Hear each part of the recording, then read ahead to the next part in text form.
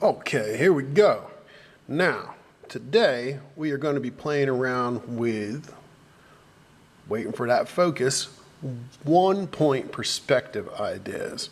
So I have a ruler here. You're going to need a ruler, you're going to need a piece of paper, you're going to need a pencil in order to do 1-point perspective.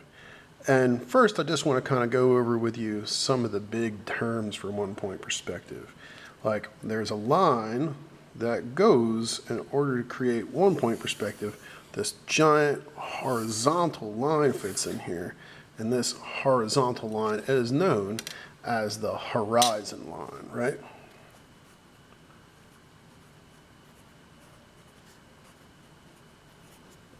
Now, along the horizon line, usually found pretty much in the middle for most demonstrative purposes, is a dot. This dot right here is known as the vanishing point.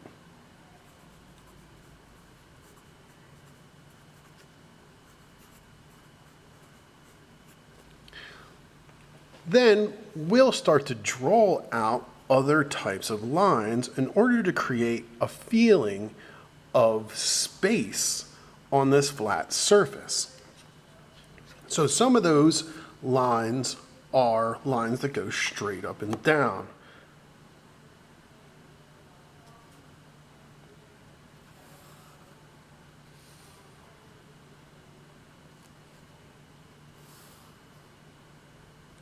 These lines that go straight up and down are known as transversal lines.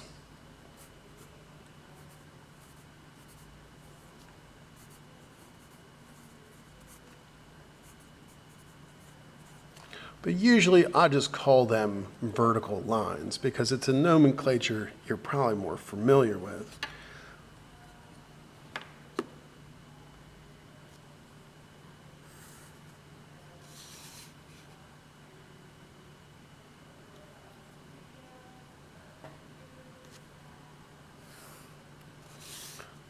Now, once we've kind of created an object in here, what we can do is to give it some space. And I've just drawn a very simple rectangle here, and we're just going to kind of go back in space just a little bit from this rectangle off to the vanishing point, and we're going to start by creating lines that come off of the corners of this rectangle. So here's our vanishing point, and we're going to make a line that goes from here, this corner, off to the vanishing point. This type of line right here is called an orthogonal line.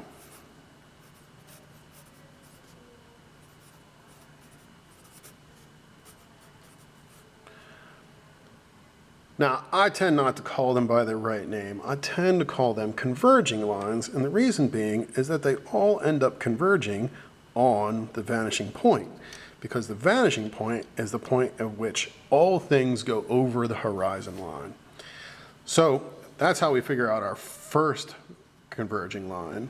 And if I pull this up a little farther, I'd hit another corner over here that I could actually draw in if I wanted to, except it goes across or overlaps my rectangle, and since I want this to have filled in sides and not transparent sides, right, opacity, we're not going to put this line in, right? So we're just going to go up to the next line, and then I keep on pivoting. Oh, I hit this line up here now, and then I could also put in this line, but same thing's going to happen. It's going to end up overlapping my rectangle, and I don't want this to be a transparent rectangle, so I'm going to skip doing that.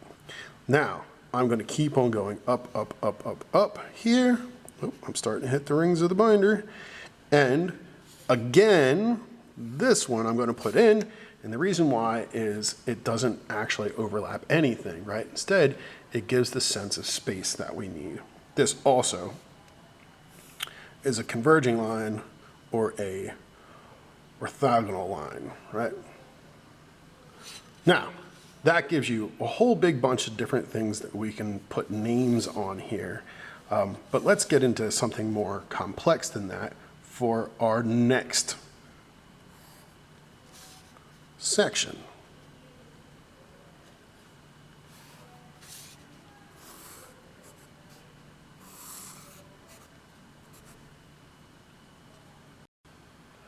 All right, guys, so I'm going to try to show you how one-point perspective works on a photograph.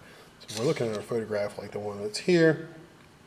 What we can do is try to figure out exactly where the two key parts of one-point perspective are located. The first part of that being the horizon line, and the second part being the vanishing point. So if we think about, here's the sky, and as we move down, then the sky seems to disappear behind these trees right back there, but right below that is exactly where the road starts. So if the road starts right there and the sky is right above that, that probably means that pretty much right there where the road and the sky meet is going to be where our vanishing point is located.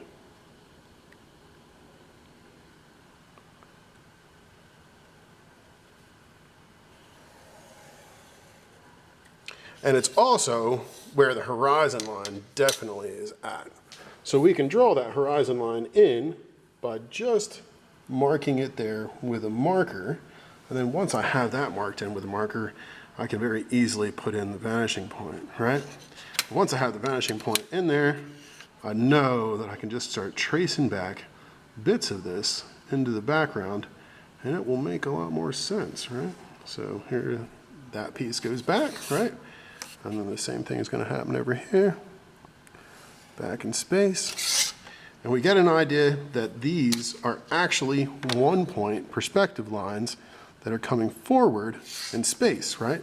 So here's our converging lines as they move backwards. We could also look at other things along here, like over here, we have the edge of this house, right?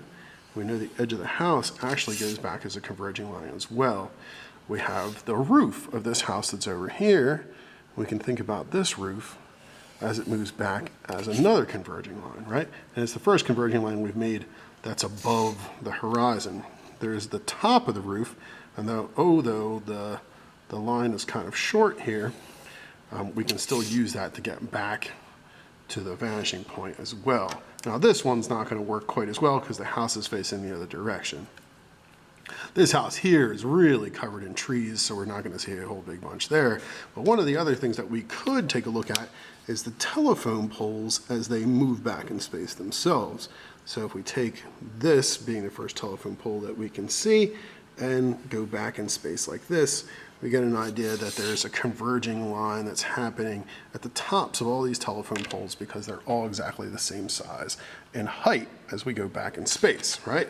So a lot of these converging lines that are in here are helping us to determine exactly where all of these things are located. Now I know this was kind of heavy in shadow and I'm using a black marker here, so if it's a little difficult to see the lines, I can understand why. But we have our horizon line running right across here, all right?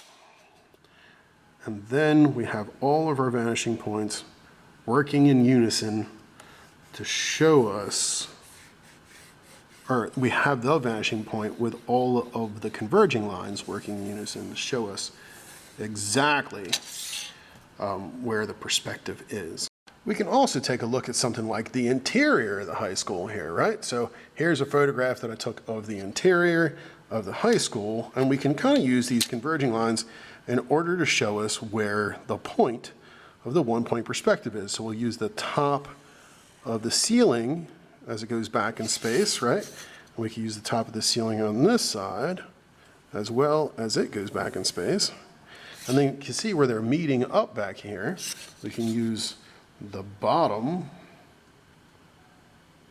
where the wall meets the board, it's the floor as it goes back in space here, and then the same thing over here.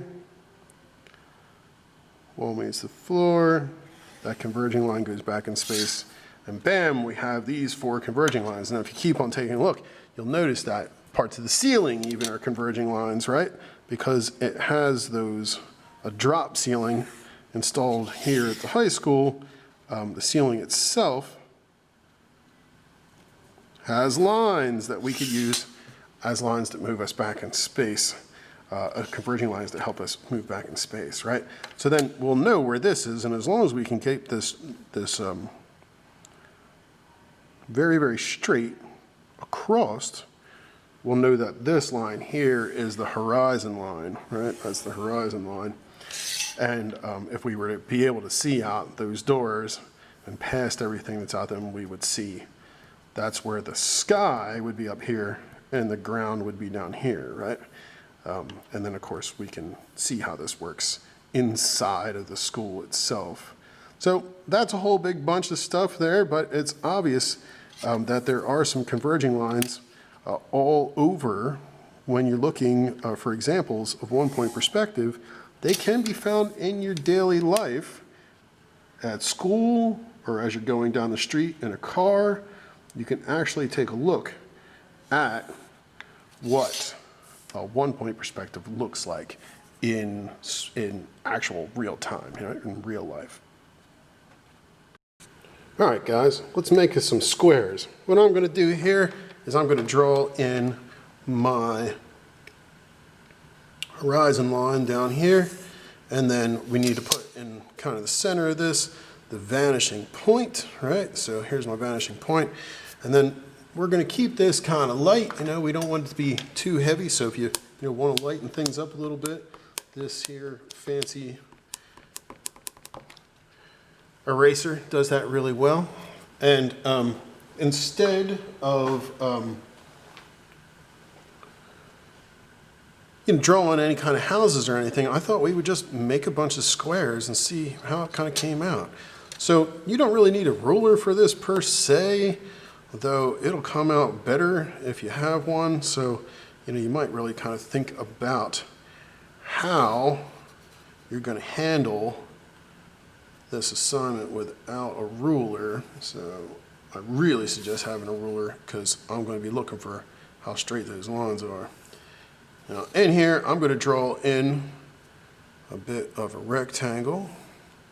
And then once I have my rectangle in here, I need to go out with converging lines to my one point, right? So that kind of works like this, where I'm going to take this here, and then I'm going to hit into the corner, right, like this, and then I'm going to continue down, down, and then I'm going to do the same thing again here, and then I'm going to continue down, down, down. Now, this also hits a corner down here, and technically that could get a line, but it overlaps, so I'm not going to add one to where it overlaps.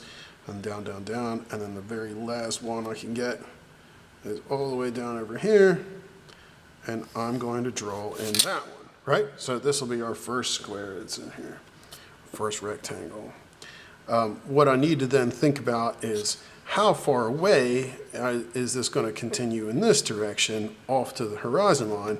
So here, I'm going to come in and I'm going to end this. And in ending it, what I'm going to do is to mirror, right, this shape back here. So you can see how this line is now parallel with this one. And if I just line up really, really straight with here and pull back to where this touches the other line, I can draw in the next line and it'll remain parallel, right? And then I have a nice mirrored plane. This front plane is being mirrored by the back plane. And I can pull this out of here. We don't need those lines anymore. So if you kind of keep these light on the page when you're drawing, it makes it a lot easier later on. So we keep on adding, more rectangles in here. So if we want to, we can actually add a rectangle that goes behind these rectangles. So how about if I throw one in that's kind of long? We'll say a little skinnier compared to maybe what we've been making. Oh, you know what? I'm going to make it much skinnier. Just the same width as this ruler, I think is going to be fun. Now, I drew this in, but I'm going to end it where it hits the other block, right? Because we don't really need that piece.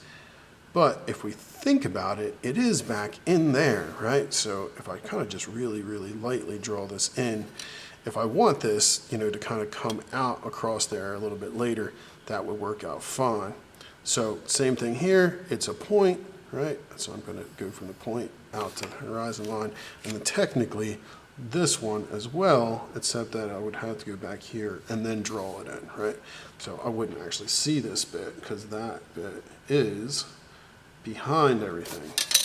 So then I have to figure out where it ends. Do I want this to be a little longer? Yeah, let's go and we'll make this kind of long.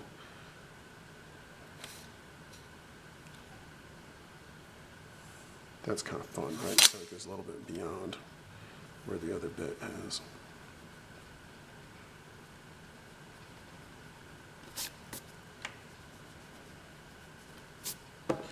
And now we have this one that's kind of in front, this one that's kind of behind that, and we could just keep on adding, you know, shapes in here. We don't have to, you know, adding cubes in here. We don't have to stop at that point.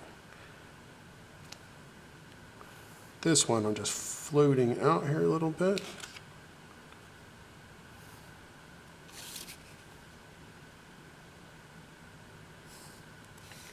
And then the same thing, right? This is going to go connecting back this way, but it hits for an overlap in there. Here, back over here. And then we have to kind of decide where we're going to mirror those planes at. So let's say here, and then we'll pull this back to where that line hits. And we'll draw on this one. Okay? Then we need to get rid of these ones. So, I mean, there is a lot of erasing involved when you're doing a 2-point perspective, or 1-point perspective, any perspective really. I was just doing a 2-point perspective demo not too far before this one, so it gives you an idea of you know, where some of these things could kind of fit. Let's make something that's way up here in the foreground.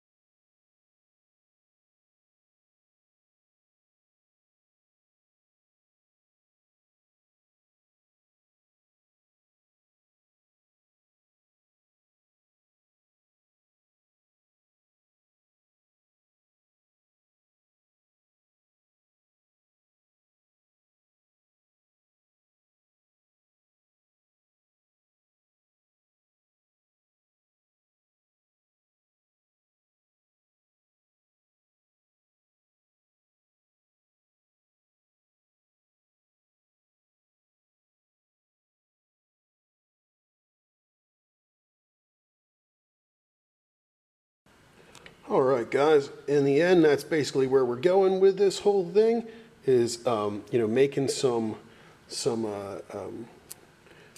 nice looking drawing of squares as they kind of go back in space. If it gets a little dark on you and you want to lift some bits up, feel free. But this is the project for this week, working with 1-point perspective and trying to find some of these cubes and floating them in space and overlapping them and getting ones that move behind, right? Ones that move in front. That's what the real goal is for this week. So get this thing going forward and see what you get out of it. I'm going to be excited to see the pieces. All right, have a good one.